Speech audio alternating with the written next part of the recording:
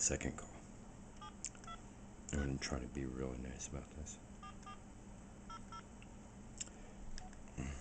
It is a medical issue.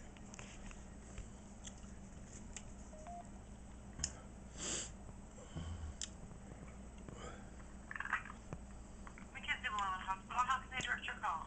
Good evening. I was in an emergency earlier. I'm not sure exactly who is, if I should be speaking to the emergency room coordinator.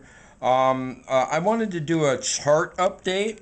Basically, what happened was I have a very unusual handicap, and it causes me to have spasms and huge Charlie horses and sometimes even pseudo seizures. So I had a pseudo seizure after I saw the doctor, and some lady hit me in the face with the wheelchair trying to move it. And I asked them if I was cut, and they said no. Well, I got home, and there's a piece of skin missing off my forehead. And also, I like it added, if possible. I don't know if I'm speaking to the right lady, if you know.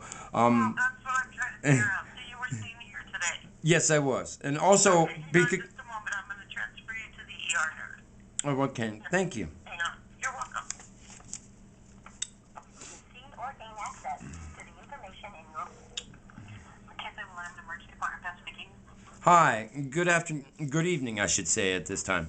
This is John Ernst. I was there earlier, and I have such a confusing symptoms and a chronic illness. It goes everything from muscle spasms to Charlie horses to almost full-on pseudo seizures that look like grand mal seizures. Well, after I was seen today, I asked the lady. I had one of my seizures in your front room, and one of the ladies tried to help out and hit me in the face with the wheelchair. She didn't mean to do it. It wasn't one of your staff. It was one of the just regular public.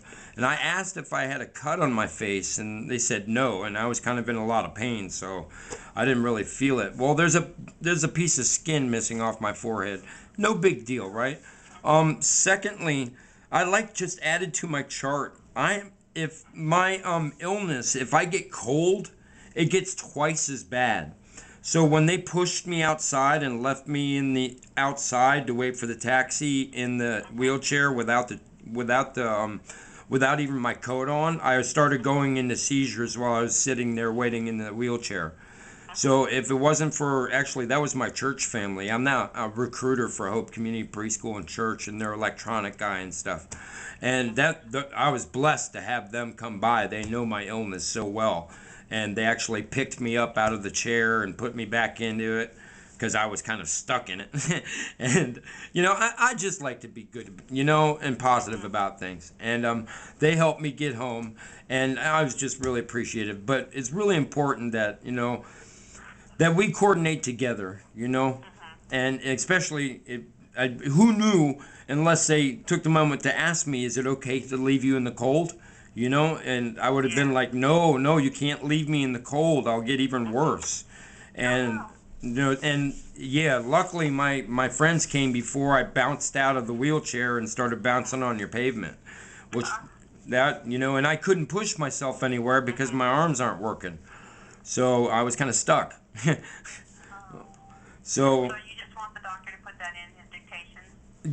Yeah. I mean, you know, I'm aware that my condition is traumatizing to other people. I'm used to it, and so I try to stay calm about it.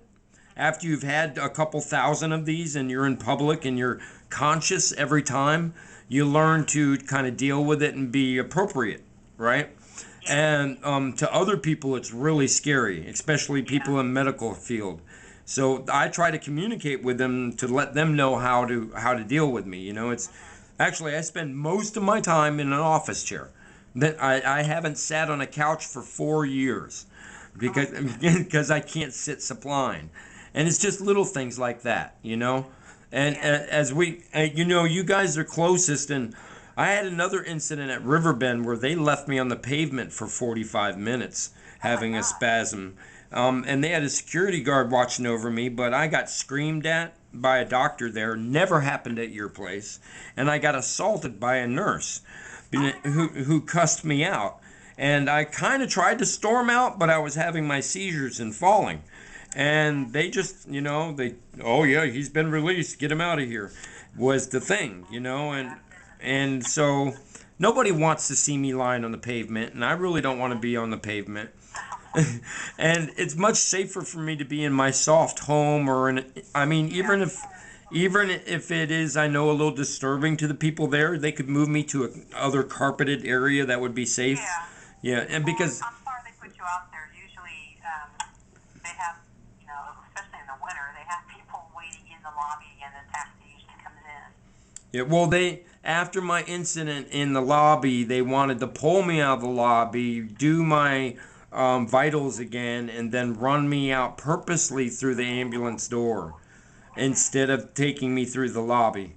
They felt I was being a disturbance, and I was not trying to be a disturbance. It's just, I try not to scream when it hits level 9. I think I'm doing pretty good. I just try to breathe through it, because when you get a Charlie horse that starts at your toe and ends at your little hiney, it'll make you jump and hoot and howl, and yeah, they go for like 7 to 10 minutes too, or longer. Yeah, they're not regular Charlie horses. They're something completely, morbidly different. Okay, well, I just want to make this real quick and say, and I appreciate you guys working with me. You're the closest ones I have. That's what we're here for. All right, thank you very much. Thanks. Bye bye.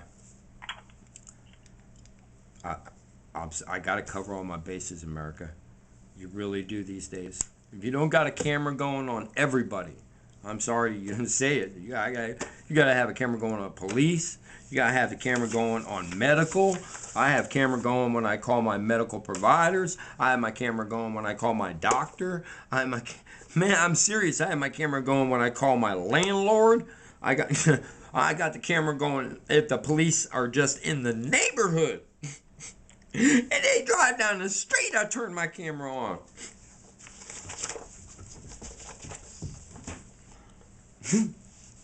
Hey, I could be totally bummed out about this whole thing. But other times you're just gonna be like, man, like things are moving and everybody's going here and there and fucking my gorilla for sale. She's all.